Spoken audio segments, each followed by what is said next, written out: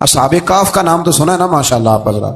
پہلے اس کی فضیلت میں ایک حدیث نہ بیان کروں. نبی کریم صلی اللہ علیہ وسلم نے فرمایا، یہ مسلم شریف کی حدیث ہے، دجال آئے گا قیامت کے قریب اور بڑے لوگوں کو گمراہ کرے گا. تو حضور نے فرمایا جو سورہ کہف کی 10 آیات زبانی یاد کر لے نا، وہ دجال کے فتنے سے بچ جائے گا. اللہ توفیق عطا فرمائے. اس سورہ مبارکہ کی آیت نمبر 9 سے اصحاب کہف کا ذکر شروع ہوتا ہے. اصحاب کہف، جب حضرت عیسیٰ علیہ السلام کو اللہ کریم نے چوتھے آسمان پہ بلا لیا نا، تو دقیانوس نام کا ایک بادشاہ ہوا بنی اسرائیل کے اندر، بڑا ظالم تھا. اس نے گمراہی پھیلا دی اور جو لوگ معاذ اللہ کفر اور شرک نہیں کرتے تھے انہیں قتل کروا دیتا تھا. تو 7-8 نوجوان اپنا ایمان بچا کے بھاگے. او ہو اللہ، ساری دنیا مال بچا کے بھاگتی، وہ 7-8 نوجوان اپنا ایمان بچا کے بھاگے کہ یہ ہمیں کہیں کفر کی طرف نہ لوٹا دے. تو جا کے ایک غار کے اندر چلے گئے تو ایک کتا بھی ان کے ساتھ ہو گیا. انہوں نے کتے کو بڑے روڑے مارے کہ یہ اگر بھونکے گا، آواز نکالے گا تو ہم پکڑے جائیں گے، ہم نے تو چھپنا ہے. پر اس کو نا ولیوں سے پیار ہو گیا تھا. اس نے کہا بھگاؤ جتنا مرضی مجھے، فطرت میری ہے کہ میں بھونکتا ہوں، پر جب اللہ کے ولی ہوں تو پھر میں ادب کرتا ہوں. یہ قرآنی واقعہ ہے. اچھا، یہ عین وہ واقعہ ہے قرآن مجید کا کہ جو بہت ساری چیزوں پر ویسے ہی نص ہے اور بہت ساری زبانیں ویسے ہی گونگ ہو جاتی. تو وہ 6-7 لوگ تھے، وہ چلے گئے غار کے اندر، جا کے انہوں نے پناہ لے لی. بادشاہ کو پتہ چل گیا کہ غار کے اندر ہے. اچھا، اللہ کی قدرت، جیسے ہی داخل ہوئے انہیں نیند آ گئی، یہ سو گئے. اور قرآن مجید کہتا ہے، قرآن مجید کے یہ لفظ ہیں کہ کتا غار کے منہ پر بازو پھیلا کے بیٹھ گیا، گویا اپنے مالکوں کی خدمت کر رہا ہے. اب میاں صاحب کی ایک بات کر لیں درمیان میں. میاں صاحب فرماتے ہیں، جنہ تنام وچ عشق نہ رچیا، کتے ہونا تھی چنگے، اور چلو مالک دے کر راکھی کر دے، صابر بھوکے ننگے. یہ دیکھو نا کہ اتنا تو ان کے اندر بھی کمال ہے. اپنے نا دونوں بازو پھیلا کے، کتا بھی غار پہ بیٹھ گیا. ان کو نیند آ گئی. بادشاہ نے پتا کرایا کہاں بھاگ کے گئے، تو کہا وہ غار کے اندر ہے. بادشاہ کہنے لگا کہ ان کی سزا یہ ہے کہ ایک دیوار چن دو غار کے منہ میں، غار کوئی بند کر دو. جس بندے کی ڈیوٹی لگائی نا غار چننے کی، بندہ بڑا نیک تھا، اس کو دیوار بنانے کا ذمہ دیا. اس نے نا دیوار بھی بنائی اور ایک تختی پہ نا سب کے نام لکھے، اور وہ تختی ایک صندوق میں رکھ کے وہاں بند کر دی. اور اسی طرح کی ایک تختی اس کے نیچے لکھا کہ ایک تختی ان کے ناموں کی نا میں مال خزانہ میں بھی بند کر رہا ہوں. اللہ تبارک و تعالیٰ کی قدرت کے بعد مفسرین نے لکھا ہے وہ 100 سال تک سوئے رہے، اور بعض نے لکھا ہے کہ 300 سال تک سوئے رہے. 300 سال کے بعد اس طرح ہوا کہ حکومتیں بدل گئیں. بیدروس نام کا ایک بادشاہ آ گیا، وہ بڑا نیک دل تھا. اس نے ہر طرف حضرت عیسیٰ علیہ السلام کی شریعت کا پھر سے نعرہ بلند کیا. اب نا کچھ لوگ ایسے تھے جو منکر ہو گئے تھے کہ مرنے کے بعد دوبارہ کیسے اٹھیں گے. بادشاہ ایک دن حجرے میں گیا، جا کے دعا مانگی، یا اللہ کوئی ایسی بات دکھا جس سے لوگوں کا ایمان پکا ہو جائے. اس طرح کے بھی بادشاہ ہوا کرتے. تو رب کریم نے کہا میں نے تو پہلے یہ راز چھپا کے رکھا ہوا ہے، کھول دیتے ہیں. اس نے دعا مانگی، اور ادھر کیا معاملہ ہوا، ایک چرواہا بکریاں چرانے والا وہاں سے گزرا. اس نے سوچا یہ دیوار ہے، اگر اس کا منہ کھول لوں نا کبھی تو میری بکریاں یہاں تھوڑا سا دھوپ کے اندر سستا لیا کریں گے. اس چرواہے نے کیا کیا کہ اس نے وہ دیوار گرائی تاکہ میری بکریاں اندر جایا کریں. وہ دیوار گرائی تو اس نے اندر 6-7 لوگ سوئے ہوئے دیکھے، اور کتا بھی سویا ہوا دیکھا. اللہ تبارک و تعالیٰ اپنی قدرت سے، اپنے فضل سے ان کی کروٹیں بھی بدلتا رہا. اپنی قدرت سے ایک طرف انسان پڑا رہے نا تو اعضاء گل جاتے ہیں، ان کی کروٹیں بھی بدلی جاتی، مناسب روشنی بھی دی جاتی، حرارت بھی. اس نے دیوار گرائی تو ان کی آنکھ کھل گئی. ایک دوسرے سے کہنے لگے آج تو بڑی گہری نیند سوئے یار، آج تو لمبی نیند پوری کر لی، چلو بھوک بڑی لگی ہے ایک دوست کو بھیجو. یہ سارا واقعہ قرآن مجید میں موجود ہے، میں اپنے لفظوں میں بیان کر رہا ہوں. جاؤ ایک دوست کو بھیجو بازار سے نا کھانا لے آئے. پیسے وہی 300 سال پرانی کرنسی. وہ جب نان بھائی کی دکان پہ گیا نا سامان لینے، اس کو پیسے دیے تو نان بھائی نے ہاتھ پکڑ لیا، کہنے لگا میاں تو کدھر سے آیا، یہ کون سے پیسے ہیں؟ اس نے کہا پیسے کاہے کہ میں بھی سوچ رہا ہوں کہ حالات بدلے ہیں، سارے حضرت عیسیٰ کا کلمہ پڑھ رہے ہیں، ماحول اور ہے. اس نے کہا تیرے ہاتھ کوئی خزانہ لگ گیا ہے. یہ تو ہم نام سنتے تھے کہ یہاں کوئی دقیانوس نام کا بادشاہ رہے، کوئی خزانہ، بتا کہاں سے لیے. شور ہوا، حاکم شہر تک خبر پہنچی، بادشاہ تک پہنچی. اس نے بتایا کہ بھائی ہم تو دقیانوس کے ڈر سے بھاگے ہیں، کل بھاگے ہیں یا آج سویرے، اتنا زیادہ ہمیں پتہ نہیں، کل یا آج سویرے بس نا اتنا سا ہمیں یاد ہے کہ ہم گئے تھے. بہرحال لوگ جمع ہو گئے، اکٹھے ہو گئے، غار تک پہنچے. اب جو غار کے اندر تھے وہ پتا کہتے لگتا ہمارا دوست پکڑا گیا ہے. پکڑا گیا تو اب بندے جمع ہو گئے، وہ اندر ڈر رہے تھے، تسبیح کر رہے تھے، اللہ کو یاد کر رہے تھے. ادھر یہ پہنچ گیا جب ان لوگوں نے یہ جیتا جاگتا رب کے فضل کا نمونہ دیکھا. اور بادشاہ نے کہا کہ یہ کیا ہے. صندوق کھولا تو اس کے اندر وہ تختی لکھی تھی کہ یہ ان کے نام ہے، یہ دقیانوس سے ڈر کے بھاگے ہوئے ہیں، یہاں یہ سو رہے ہیں. اور اسی کی ایک تختی میں نے فلاں جگہ بھی دفن کیا، وہ تختی بھی وہاں سے نکل آئی. اب سب لوگوں کی آنکھوں میں آنسو آئے اور سب کہنے لگے لا الہ الا اللہ، لا الہ الا اللہ، لا الہ الا اللہ. سب کہنے لگے ان اللہ علی کل شیء قدیر۔ جب ان کی بات پوری ہو گئی، لوگوں کے ایمان پختہ ہو گئے، تو اصحاب کہف کہنے لگے کہ ہمیں اب اجازت ہے، ہم پھر دوبارہ غار میں جاتے ہیں۔ وہ غار میں گئے تو رب نے پھر انہیں موت عطا فرمائی، نیند عطا فرمائی، تحفہ دیا۔ بادشاہ نے پھر اس کے آگے دیوار بنائی اور وہاں بادشاہ نے ایک مسجد تعمیر کرا دی، لوگ زیارت کرنے جاتے۔ یہ اصحاب کہف کا ذکر ہے۔ اب یہاں ہمارے مفسرین نے لکھا ہے کہ وہ جو کتا تھا نا وہ بھی ساتھ ہی تھا۔ اللہ قیامت والے دن اسے انسانی، یا تو انسانی شکل ملے گی، یا جیسے رب کا فضل ہوگا رب کریم اسے بھی جنت عطا فرمائے گا۔ اس نے تبلیغ کی دین کی، اس نے کیا کیا؟ تبلیغ کی، نمازیں پڑھی، روزے رکھے، حج کیا، 10 ہوتے صحیح اس کیتا کی۔ اسی آنکھیں نا خدا کے فضل سے ہم پر ہے سایہ غوث اعظم کا، ہمیں دونوں جہاں میں ہے سہارا غوث اعظم کا۔ لوگ پریشان ہو جاتے ہیں، کہتے ہیں کس طرح کی بات کرتے ہو؟ تو میں نے کہا اصل میں تیرا عقیدہ کچا ہے۔ وہاں تو کتا چلا جائے ولی کے پاس تو رب اسے جنت دے دیتا ہے، تو جھیکتا جاتا مومن جائے تو اللہ کیوں فضل نہیں فرماتا؟ اس سے آگے نا پھر آیت نمبر 32 ہے، اس میں اللہ تبارک و تعالیٰ نے 2 لوگوں کا واقعہ بیان کیا ہے۔ فرمایا ایک شخص کے انگوروں کے باغات تھے اور چاروں طرف سے انہیں کھجوروں کے درختوں نے گھیر رکھا تھا اور درمیان میں کھیتی بھی تھی اور بیچ میں دریا بھی بہہ رہا تھا، اور ان باغات نے بہت عمدہ فصل دی۔ ایک دن یہ شخص اپنے ساتھی سے کہنے لگا میرا مال اور افرادی قوت تم سے زیادہ ہے، مجھے یقین ہے کہ یہ باغ کبھی برباد نہیں ہوگا۔ اول تو مجھے قیامت کا یقین ہی نہیں معاذ اللہ، لیکن اگر قیامت آئی تو مجھے وہاں سے بھی بہتر مال ملے گا۔ اس کے دوسرے ساتھی نے کہا تو اپنی اصل کو بھول گیا ہے اور تو نے اپنے خالق کی ناشکری کی جو کہ وحدہ لا شریک ہے۔ اگر تم نے باغ میں داخل ہوتے وقت ماشاءاللہ لا قوت الا باللہ کہہ دیا ہوتا تو یہ تمہارے حق میں بہتر ہوتا۔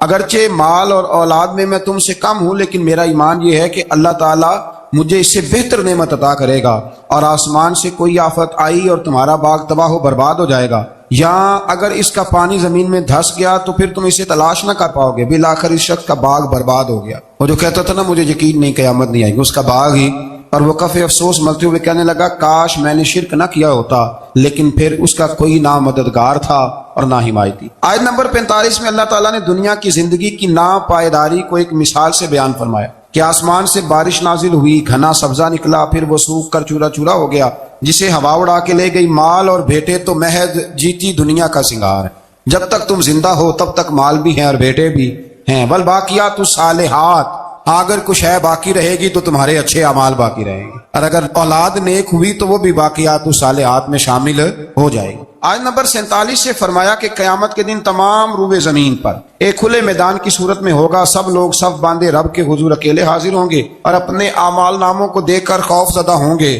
کہیں گے ہائے افسوس اس اعمال نامے کو کیا ہوا، اس نے نہ کوئی صغیرہ گناہ چھوڑا نہ کبیرہ، مگر سب کو شمار کیا۔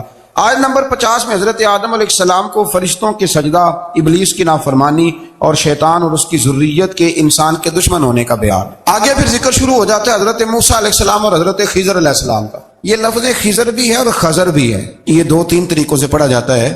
حضرت خضر کے بارے میں مختلف روایات ہیں کہ یہ ولی ہیں کہ نبی ہیں، لیکن مضبوط رائے اکثر بزرگوں کی یہی ہے کہ یہ بھی اللہ کے نبی ہیں، اور بعض نے لکھا ہے یہ ہمیشہ سے زندہ ہیں۔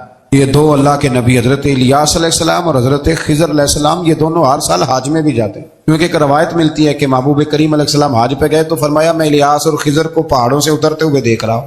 تو جن کو اللہ نے کھلی آنکھیں دی ہوتی ہیں پھر انہیں زیارت بھی ہوتی ہے، انہیں یہ نظر بھی آتے ہیں۔ حضرت خضر علیہ السلام کو اللہ نے علم لدنی عطا فرمایا۔ یہ علم لدنی اللہ جس کو اپنے پاس سے عطا کر دے اس کو علم لدنی کہتے ہیں۔ حضرت موسیٰ علیہ السلام ایک دن تقریر کرتے ہوئے کسی نے پوچھا کہ آپ سب سے بڑے عالم ہیں، فرمایا الحمدللہ۔ تو اللہ کریم نے فرمایا نہیں ہے موسیٰ کلیم آپ سے بڑے بڑے بھی ہیں، ہمارے ہاں مسئلہ ہے پا نہ پڑی، اور لوگ مناظرہ کرنے آتے ہیں۔ کئی دفعہ لوگ نا مسئلہ بتاتے ہیں تو میں کہتا ہوں جناب آپ نے بتا دیا کہ اب آپ نے حکم کرنا ہے۔ کبھی کبھی کچھ لوگ ایسی باتیں کرتے ہیں وہ جی آپ ایک بندے کا نام لیتے ہیں ذکر کرتے ہیں، تو میں نے کہا چلو ہم نے بھی کہیں کچھ پڑھا ہی ہوگا نا تبھی تو ذکر کرتے ہیں، لیکن جو آتے ہیں نا لوگ وہ مشورہ تمہارے دور میں ہے ہی نہیں، جس نے جو لائن پڑھ لیا وہ اس پہ پکا ہو گیا، سارا نہیں نہ پڑھا، سارا پڑھے پھر بات سمجھ میں آتی ہے۔ حضرت موسیٰ کلیم اللہ کے نبی ہیں اور کیا بات ہے ان کی، اور یہ بھی اللہ کا فضل ہوا حضرت موسیٰ نے یہ بات کی تبھی تو ہمیں اتنی شاندار حکمتوں کے پھول ملے، یہ بھی حضرت موسیٰ کا ہی کمال ہے۔ تو حضرت موسیٰ نے کہا کہ اے اللہ وہ جو مجھ سے بڑا ہے عالم ہے وہ کہاں ملے گا جس سے میں حکمت کی بات سیکھوں؟ تو فرمایا جہاں مجمع البحرین ہے نا 2 دریا ملتے ہیں وہاں وہ ملے گا۔ حضرت موسیٰ کلیم سے اللہ نے فرمایا کہ جاؤ جہاں 2 دریا ملیں گے نا وہاں تمہیں وہ شخص ملے گا تو یا اللہ میں کس طرح؟ فرمایا زادرہ ساتھ لے جاؤ، کھانے پینے کا سامان۔ حضرت موسیٰ کلیم لے گئے، مچھلی بھی لے گئے۔ فرمایا یہ مچھلی جہاں تمہارے برتن سے نکل کے دریا میں داخل ہو، وہاں دریا میں شگاف پڑ جائے گا، وہاں وہ تمہیں شخص ملے گا۔ حضرت موسیٰ نے اپنے خادم حضرت یوشع بن نون علیہ السلام کو بھی ساتھ لیا۔ یہ بعد میں حضرت موسیٰ علیہ السلام کے جانشین ہوئے۔ یہ دونوں سفر پہ نکل گئے، ایک جگہ پہ پہنچے جہاں پہاڑ تھا، ساتھ دریا بھی تھا، اس کے نیچے آرام کرنے لگے۔ حضرت موسیٰ کلیم سو گئے تو یوشع بن نون علیہ السلام موجود تھے۔ مچھلی جھٹ سے نکلی، دریا میں داخل ہو گئی، وہاں راستہ بھی بن گیا۔ اب اٹھے حضرت موسیٰ کلیم، جب اٹھے تو فرمایا چلو چلے، تھوڑا آگے جا کے فرمایا بھوک لگ رہی ہے، کھانا تو نکالو۔ انہیں یاد آیا، کہنے لگے تو مچھلی تو دریا میں چلی گئی تھی۔ فرمایا تو نے بتایا نہیں، وہی تو ہماری منزل تھی جہاں مچھلی دریا میں گئی۔ پھر وہاں سے واپس آئے قدموں کے نشانوں پہ، وہاں پہنچے جہاں مچھلی گئی تھی، تو وہاں ایک شخص لیٹا ہوا تھا چادر لے کے۔ آپ نے سلام لی تو انہوں نے کہا وعلیکم السلام یا موسیٰ کلیم اللہ۔ تو آپ نے فرمایا آپ کون ہیں؟ فرمایا میں وہی ہوں جس کو آپ تلاش کر رہے ہیں۔ تو فرمایا آپ نے مجھے کیسے پہچانا؟ فرمایا جس رب نے تمہیں بھیجا ہے نا، اس نے ہی مجھے بتایا ہے کہ موسیٰ آ رہے ہیں۔ اب حضرت خضر نے جو کچھ فرمایا وہ بڑا شاندار ہے۔ فرمایا موسیٰ کچھ باتیں ایسی ہیں جن کا آپ کو علم ہے اور مجھے نہیں، اور کچھ ایسی ہیں جن کا مجھے علم ہے اور آپ۔ اللہ اکبر، یہ کبھی ہماری سمجھ میں بات آ جائے، یہ کبھی سمجھ میں آ جائے۔ کچھ باتیں ایسی ہیں جس کا مجھے علم ہے، اور یہ بڑے بڑے سیانے بندے نہیں مانتے، بڑے بڑے۔ میں عالم ہوں جی، تو آپ عالم ہیں میاں ایک شعبے کے، لیکن بہت سارے دنیا میں شعبے ہیں نا، دین کے عالم کا درجہ سب سے بڑا ہے، لیکن قانونی مشاورت کرنی ہے تو آپ وکیل سے کریں گے، گاڑی کے بارے میں پوچھنا ہے تو کسی مکینک سے پوچھیں، لیکن آپ بن کے نہ بیٹھ جائیں۔ فرمایا جس کا آپ کو علم ہے مجھے نہیں، اور جس کا مجھے علم ہے ان میں سے آپ کو نہیں۔ تو کہا میں پھر آپ کے ساتھ رہنا چاہتا ہوں اور میں وہ سیکھنا چاہتا ہوں جو آپ بتا رہے ہیں۔ حضرت خضر فرمانے لگے صبر کر لیں گے میرے ساتھ، یہ سب سے مشکل کام ہے۔ یعنی ہر بات کی تو یہاں لوگوں کو وضاحت چاہیے، کھانسے بھی تو آپ کو بتانا پڑے گا کھانسے کیوں، ہنسے بھی تو آپ کو بتانا پڑے گا ہنسے کیوں۔ بے بزرگ ہیں، بزرگوں کی باتوں میں حکمتیں ہوتی ہیں، لیکن ہم حکمت کی طرف جانے کو تیار نہیں ہوتے، ہمیں تو فوری طور پہ جواب چاہیے، حل چاہیے۔ حضرت موسیٰ علیہ السلام جناب خضر کے ساتھ چلے، فرمایا صبر کروں گا، میں چلتا ہوں آپ کے ساتھ۔ دریا کے قریب گئے کشتی میں بیٹھنے کے لیے، تو کشتی والوں نے حضرت خضر کو پہچان لیا، بغیر کرائے کے سوار کرایا، اور جب پار اترنے لگے تو حضرت خضر نے کشتی کا ایک تختہ ہی توڑ دیا۔ حضرت موسیٰ کہنے لگے یہ آپ نے کیا کیا؟ انہوں نے نیکی کی، آپ نے تختہ توڑ دیا۔ فرمایا آپ کو کہا تھا نا آپ نے صبر نہیں کرنا۔ فرمایا چلو میں صبر کروں گا۔ تھوڑا آگے گئے تو ایک نوجوان لڑکا، ابھی چھوٹی عمر ہے، وہ ملا۔ حضرت سیدنا خضر علیہ السلام نے اسے قتل ہی کر دیا۔ فرمانے لگے آپ نے قتل ہی کر دیا؟ ایک قرآن مجید ہے بھائی، میں کبھی کبھی سوچتا ہوں یہ ہم کسی درویش کی بات سناتے تو بندے اڑ جاتے، فتوے نکلتے کہ نہ نکلتے؟ میرا خیال ہے ہر مسجد سے نکلتے، اور فتوے ایک ایک جتنے مسجد میں نمازی ہوتے سب کے ہاتھوں میں فتوے ہوتے۔ قتل کر دیا، قتل ہی ہو گیا بندہ۔ تو حضرت سیدنا موسیٰ علیہ السلام فرمانے لگے آپ نے قتل ہی کر دیا۔ فرمایا میں نے کہا تھا نا آپ نے صبر نہیں کرنا۔ آپ فرمانے لگے چلو اگر اب میں بولا نا تو بے شک آپ مجھے علیحدہ کر دیجیے گا۔ حضرت موسیٰ کلیم اب بولا تو علیحدہ کر دے۔ ایک بستی میں داخل ہوئے، بستی کے لوگوں سے پانی مانگا تو انہوں نے پانی بھی نہ دیا، آرام کرنے کو جگہ بھی نہ دی، پر وہاں ایک دیوار گر رہی تھی، حضرت خضر علیہ السلام نے سیدھی کرنی شروع کر دی، ساری دیوار بنائی۔ تو حضرت موسیٰ کہنے لگے کن لوگوں کی خدمت کر رہے ہو جنہوں نے پانی بھی نہیں دیا، جنہوں نے پانی تک نہیں پوچھا؟ فرمانے لگے بس بھیا آپ نے وعدہ کیا تھا کہ اب بولیں گے تو بے شک علیحدہ کر دینا، آپ بولیں، اب آپ کا اور میرا ساتھ زیادہ نہیں چل سکتا، آپ بولیں۔ جو بول پڑے نا غلامی کرے تو رستے لمبے چلتے ہیں، اور جو بولے نا جس کو وضاحت چاہیے ہو وہ غلام نہیں ہوتا، اس کے ساتھ پھر باتیں لمبی۔ تو آنکھ بند کر کے چل، آزم جاتے لائیے ہی نام تجھے لائیے تھے، پھر آنکھ بند کر کے پیچھے چل کے بات ختم ہو گئی۔ حضرت خضر علیہ السلام نے جب کہا نا کہ اب آپ کا وعدہ ختم ہو گیا، فرمایا اب میں آپ کو جانے سے پہلے حکمت بتاتا ہوں، یہ وہ علم ہے جو اللہ نے مجھے اپنے پاس سے عطا فرمایا ہے، یہ وہ ہے جو علم لدنی ہے۔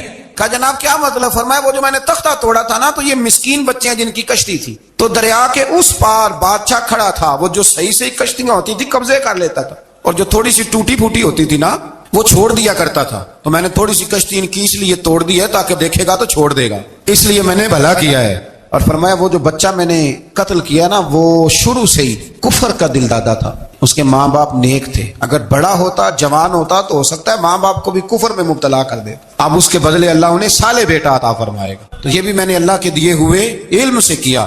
اور فرمایا یہ جو دیوار میں نے نبی ہو کے یا ولی ہو کے مزدوری کر کے دیوار بنائی ہے نا، اللہ اکبر، فرمایا یہ دیوار عام لوگوں کی نہیں، یہ یتیم بچوں کا خزانہ ہے دیوار کے نیچے، یہ گر جاتی تو خزانہ ظاہر ہو جاتا، اور بچائی اس لیے ہے کہ وکان ابوہما صالحا، ان بچوں کا باپ نیک آدمی تھا، ان کا باپ قاضی ثناء اللہ صاحب پانی پتی فرماتے ہیں ڈائریکٹ باپ نہیں تھا، 7ویں نسل میں جا کے باپ بنتا تھا۔ سن لیں یہ بھی بات، ایک بندہ نیک ہو تو اس کی 7 نسلوں تک رب خزانوں کی بھی حفاظت فرماتا ہے۔ اب آپ اندازہ فرمائیں کہ بات کتنی دور تک جاتی ہے۔ بزرگوں کی باتوں میں نا حکمتیں ہوتی ہیں، دانائیاں ہوتی ہیں۔ یہ طریقت کے جو لوگ ہوتے ہیں انہیں سبق یہ دیا جاتا ہے کہ آمنا وصدقنا، ماننا ہے اور تصدیق کرنی۔ ہمارا معاملہ یہ ہے کہ یہاں وضاحت دینی پڑتی، وہ جی وہاں کیا ہوا تھا، وہ جو گاڑی آپ کے پاس ہے تو وہ کہاں سے آئی، تو وہ جو کل آپ نیا جوڑا پہن کے آئے تھے تو وہ کدھر سے آیا۔ تو جو لوگ وضاحتیں مانگتے ہیں وہ اپنے نہیں ہوتے، ان کا غلامی کا رشتہ نہیں ہوتا۔ حبیب اور ہوتا ہے، شریک اور ہوتا ہے۔ شریک وضاحتیں مانگتے ہیں، حبیب محبت کرتے ہیں۔ ہمارا آج سب سے بڑا المیہ یہ ہے، سب سے بڑا، کہ ہم کسی حکمت کے تحت کوئی بندہ اگر کوئی کام کر رہا ہے تو مجبوری ہے کہ ہمیں وہ حکمت بتائی جائے۔ ایسا نہ کریں۔ یہ طریقہ حضرت غوث اعظم رضی اللہ تعالیٰ عنہ، حضور غوث پاک رضی اللہ تعالیٰ عنہ کو ایک شخص ملنے آ گیا۔ ملا علی قاری نے لکھا ہے، آپ کے ایک مرید نے کہا چل میرے پیر سے ملنے، کہنے لگا میں نہیں جاتا ملنے کسی پیر شیر سے۔ کہا نہیں آؤ تو صحیح۔ وہ آیا نا تو اس نے دیکھا کہ 50 گھوڑے عربی نسل کے کھڑے ہیں غوث پاک کے دروازے، موٹے تازے چوڑے عربی نسل کے گھوڑے۔ اس کے ذہن میں خیال آیا، کہنے لگا یار سواری کے لیے اگر رکھے ہیں تو ایک بھی کافی تھا، 50 کی کیا ضرورت تھی۔ اللہ اکبر۔ اب واقعی 50 کھڑے تھے، مرید کے پاس جواب ہی کوئی نہیں تھا۔ کہنے لگا یار پتہ مجھے بھی کوئی نہیں، لیکن حضرت صاحب نے رکھے ہیں تو حکمت ضرور کوئی ہوگی۔ اللہ اکبر۔ وہ چلے گئے واپس۔ وہ روز تنقید کرتا، کیسا تیرا پیر ہے 50 گھوڑے رکھے ہوئے، کیسے تیرا پیر ہے 50 گھوڑے رکھے ہوئے۔ کچھ دن گزرے تو ملا علی قاری کہتے ہیں وہ اعتراض کرنے والے کے پیٹ میں کوئی تکلیف ہوئی، بغداد کے سب سے بڑے طبیب کے پاس گیا۔ اس نے کہا تیرا تو جگر تباہ ہو گیا ہے، عربی نسل کا ایک گھوڑا چاہیے، اس کو ذبح کریں گے، اس کا جگر نکالیں گے، اس کی دوائی بنا کے تجھے کھلائیں گے اور 50 گھوڑے ہوں گے تو بچے گا۔ اب پریشان ہو گیا، کہنے لگا گھوڑے ہیں تو صحیح، پر جو میں حال کر رہا ہوں گا گھوڑے تو نہیں ملیں گے، میرا تو جوتوں والا کام ہے، وہ شاید مل جائیں۔ لیکن جب انسان مرنے لگتا ہے تو پھر اس کو ڈوبتے کو تنکے کا سہارا۔ اپنے دوست کے پاس گیا، کہنے لگا چل تیرے پیر کے پاس چلیں۔ اس نے کہا تجھے نہیں لے کے جانا، تو تنقید کرتا ہے۔ کہتا ہے ایک دفعہ چاہیے کیا، کہا گھوڑے۔ کہنے لگا تیرے لیے رکھے ہیں کوئی، جا دوڑ جا، میرے حضرت صاحب کی ضرورت کیا ہے۔ لیکن جب غوث اعظم کی خانقاہ میں داخل ہوئے نا تو حضور غوث اعظم اٹھ کے ملے۔ اللہ والے دلوں میں باتیں نہیں رکھتے، ماتھا چوما اور فرمانے لگے میاں تو ایک دن نا میری گلی سے گزر رہا تھا تو میری تیرے اوپر نظر پڑی، تو مجھے نظر آیا تو بیمار ہوگا اور تیرا علاج عربی نسل کے 50 گھوڑوں کی وجہ سے ہوگا، تو میں نے تیرے لیے لا کے کھڑے کیے ہوئے ہیں، تیرے لیے ہی کھڑے کیے ہیں۔ اب تو نہ گھر بھی لے جانے کی ضرورت نہیں، چارہ بھی میرے مرید ہی ڈال دیا کریں گے۔ تو اس طرح کرنا، روز آنا ایک گھوڑا لے جانا، پھر اگلے دن آنا تو دوسرا۔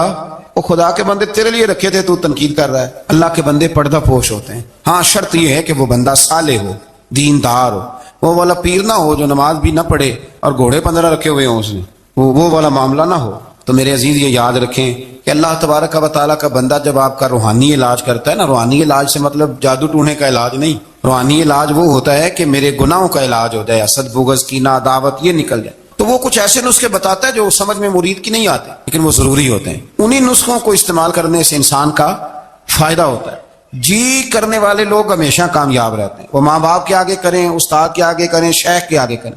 اور جن کو وضاحتوں کی ضرورت ہوتی ہے، ہاں ایک شرعی بات ضرور ہے، وہ ضرور سن لیں۔ اگر آپ کو کہیں کچھ شرعی قباحت نظر آئے جو قرآن و سنت سے ٹکراتی ہو تو وہ آپ پر فرض ہے آپ اپنے مرشد سے پوچھیں۔ حضور نے فرمایا لوگوں کو یاد رکھنا، یہ خطبہ حجۃ الوداع میں نبی پاک نے فرمایا، یہ حضور خطبہ دے رہے ہیں اور اس وقت دے رہے ہیں جب حضور صحابہ کو بتا چکے ہیں کہ یہ آخری ملاقات ہے۔ یہ دور دراز سے آئے ہیں، ان کو بتایا ہے کہ یہ میری تمہاری جو مجلس ہے، جو محفل ہے، جو تم سے بات ہو رہی ہے، یہ آخری ہے۔ محبوب فرمانے لگے لوگوں یاد رکھنا قیامت قائم ہوگی۔ ان جملوں کا حسن ملاحظہ کر لے۔ فرمایا قیامت قائم ہوگی، تم اپنے رب سے ملاقات کرو گے، اور فرمایا تمہارا رب تم سے تمہارے اعمال کے بارے میں پوچھے گا۔ یہ خطبہ حجۃ الوداع میں کریم نے فرمایا۔ صبح تم اٹھے، کیا عمل کیا؟ اللہ پوچھے گا۔ کسی سے ملاقات ہوئی، طرز کیا تھی، سوچ کیا تھی، اللہ پوچھے گا۔ لین دین میں کیا معاملات تھے، تمہارے اعمال کے، اللہ سے ملاقات ہوگی،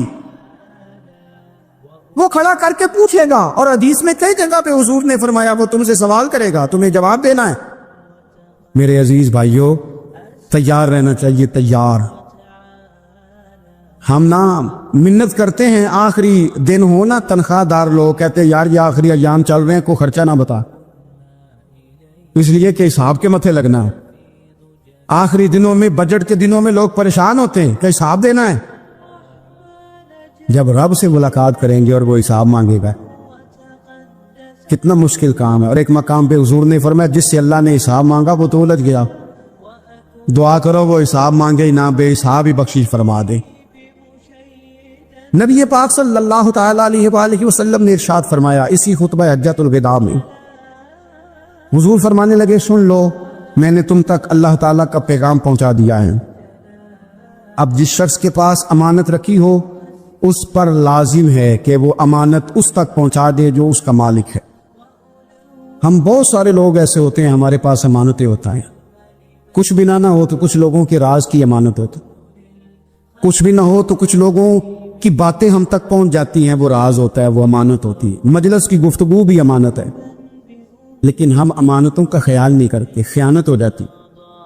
بہت محتاط ہو کر اپنی زندگی میں امانتوں کا خیال کیا جائے. یا ایھا الذین آمنوا لا تخونوا اللہ والرسول وتخونوا اماناتکم وانتم تعلمون. اللہ فرماتے ہیں ایمان والو نہ رب سے خیانت کرنا, نہ رب کے رسول سے خیانت کرنا, نہ آپس میں ایک دوسرے سے خیانت کرنا, جانتے بوجھتے ہوئے یہ کام نہ کرنا. وانتم تعلمون, جانتے ہو, تمہیں پتہ ہے. کبھی بھی بددیانتی کا مظاہرہ نہ کرے اپنی زندگی میں, کبھی بھی.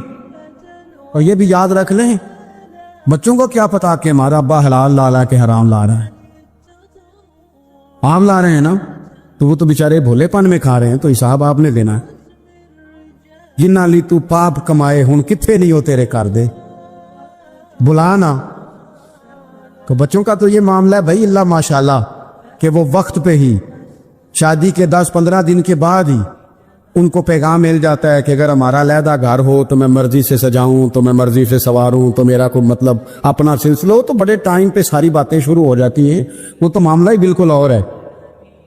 تو بالکل کسی بھی امانت میں کبھی بھی خیانت کرنے کی کوشش نہ کریں. اور یاد رکھیں مال حرام جہاں آتا ہے وہاں بڑی تباہی آتی. جہاں لوگ بددیانت ہو جاتے ہیں وہاں معاملات بڑے خراب ہو جاتے ہیں. اللہ تبارک و تعالی دیانتداری کی توفیق عطا فرمائے. حضور نے خطبہ حجۃ الوداع کے موقع پر فرمایا میں نے آج جاہلیت کے سارے سود ختم کر دیے. نبی پاک میدان عرفات میں کھڑے ہو کے فرمانے لگے جس بندے نے بھی کسی سے پیسے لیے ہیں وہ اصل رقم دے گا, زائد نہیں دے گا. حضور کے بڑے قریبی تھے ایک, فرمایا انہوں نے بھی کچھ لوگوں سے پیسے لیے ہوئے, چونکہ وہ سب لوگ کرتے تھے, حرام ہی نہیں تھا. فرمایا میں ان کو بھی حکم دیتا ہوں کہ یہ اصل رقم وصول کریں گے, کسی سے ایک پائی بھی زیادہ وصول نہ کریں گے. نبی پاک صلی اللہ تعالی علیہ وسلم نے خطبہ حجۃ الوداع میں ایک باریک بات حضور نے بھی, یہ آپ نے ضرور سمجھنی ہے, بالخصوص جو لوگ تھوڑا دین پر عمل کر رہے ہیں, جن کا لبادہ مذہبی ہو گیا, جنہیں لوگ حضرت صاحب, قاری صاحب, علامہ صاحب, مفتی صاحب, حاجی صاحب, بزرگوں کہہ کے بلاتے, وہ اس پر توجہ کرے. میرے نبی پاک صلی اللہ علیہ وسلم نے خطبہ حجۃ الوداع کے موقع پہ ارشاد فرمایا لوگوں شیطان اب مایوس ہو گیا ہے, وہ تم سے بتوں کی پوجا نہیں کرا سکے گا. ہاں وہ تمہیں چھوٹے چھوٹے گناہوں میں مبتلا کرے گا, وہ تم سے چھوٹے چھوٹے عیب کرائے گا, تم سمجھو گے یہ تو غلطی کوئی نہیں. فرمایا اس سے بچ کے رہنا. اب وہ مایوس ہو گیا, بتوں کی پوجا نہیں کرا سکتا, تمہیں اپنی پوجا نہیں کرا سکتا, لیکن چھوٹی چھوٹی غلطیاں. ایک مقام پہ فرمایا نا چھوٹا گناہ ہونا تو مومن اسے پہاڑ سمجھتا ہے, اتنا بڑا ہو گیا, اور منافق کہتا ہے یہ تو کچھ بھی نہیں. تو اپنی زندگی کے اندر چھوٹی چھوٹی کوتاہیاں, حضرت سعدی فرمایا کرتے تھے سیلاب اچانک نہیں آتے, پہلے چھوٹا سا سوراخ ہوتا ہے دریا کے کنارے, اسے بند نہ کیا جائے پھر بڑا ہو جاتا. حضور نے ہمیں بتلایا اسے مناؤ, اس کی بارگاہ عالی مرتبت میں جھکو, اور حضور نے خود بھی یہ طریقہ ہمارے سامنے بطور سنت کے چھوڑا, اور پھر نبی پاک صلی اللہ علیہ وسلم نے آگے بڑھ کے ہمیں کچھ اور باتیں بھی ارشاد فرمائی.